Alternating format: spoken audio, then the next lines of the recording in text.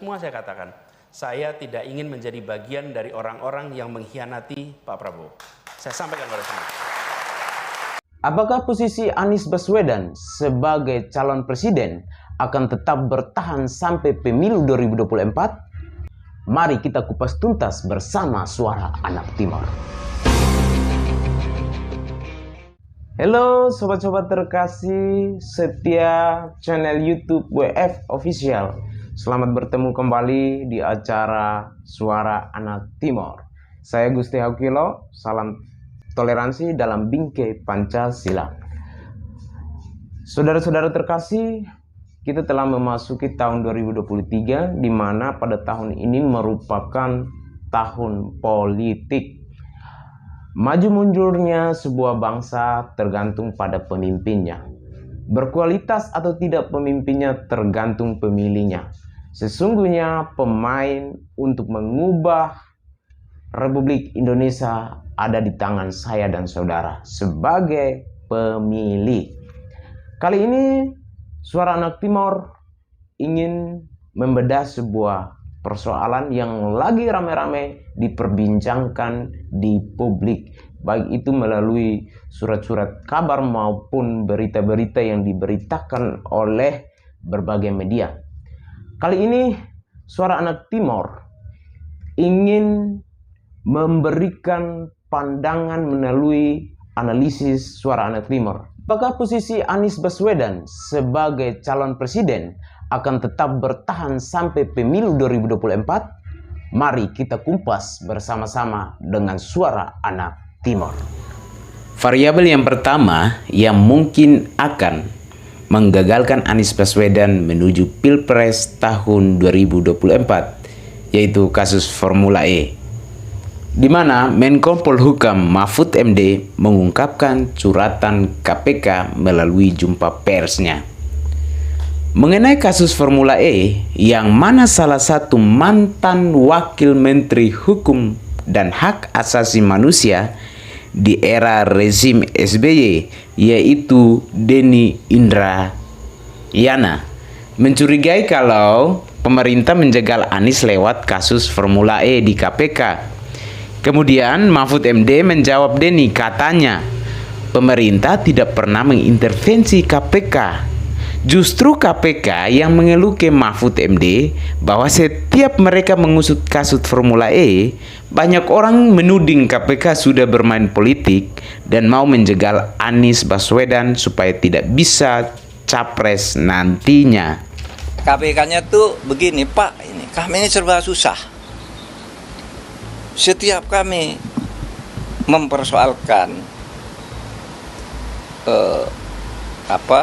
dana formula dan sebagainya, lalu dituduh mempolitisi, mau menjegal Anies, padahal tidak ada urusannya ini dengan Anies. Ini temuan BPK. Padahal tidak ada urusannya ini dengan Anies. Ini temuan BPK.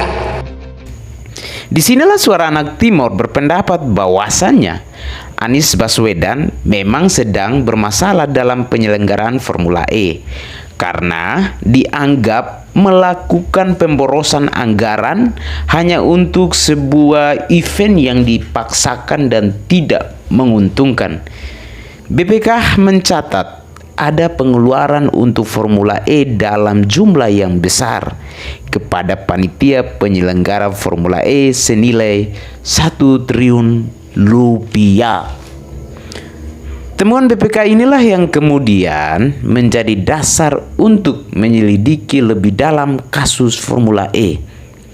Apakah ada bukti korupsi atau tidak? Kalau memang toh ada bukti korupsi di Formula E, apakah Anies juga terlibat korupsi atau tidak?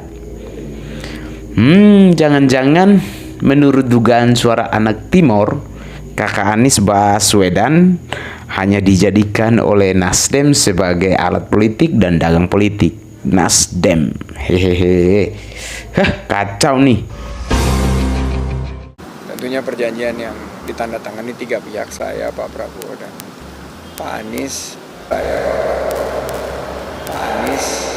Variabel yang kedua yang mungkin akan menggagalkan Anies Baswedan mencalonkan diri di Pilpres 2024 yang akan datang, menurut versi Suara Anak Timor, di mana surat perjanjian antara Anies Baswedan dengan Prabowo yang dibocorkan oleh Sandiaga Uno, bahwa memang surat itu masih berlaku sampai saat ini, masih berlaku dan ada meterainya. Malam itu kita tanda tangani sebelum kita mendaftar ke KPUD.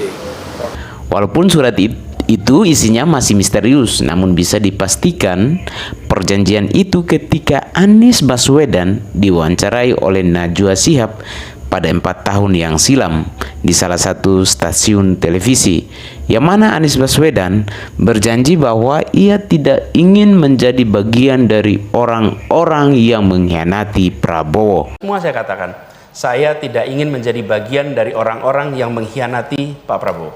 Saya sampaikan pada semua. Penonton setia Suara Anak Timur, sekelas Prabowo saja masih dikhianati, apalagi kita sebagai rakyat kecil. Entah mau jadi apa ini? Silahkan menilai sendiri. Terima kasih karena sudah menonton Suara Anak Timur kali ini. Silahkan berpendapat di bawah kolom komentar. Sampai jumpa di Suara Anak Timur di segmen berikutnya. Bye.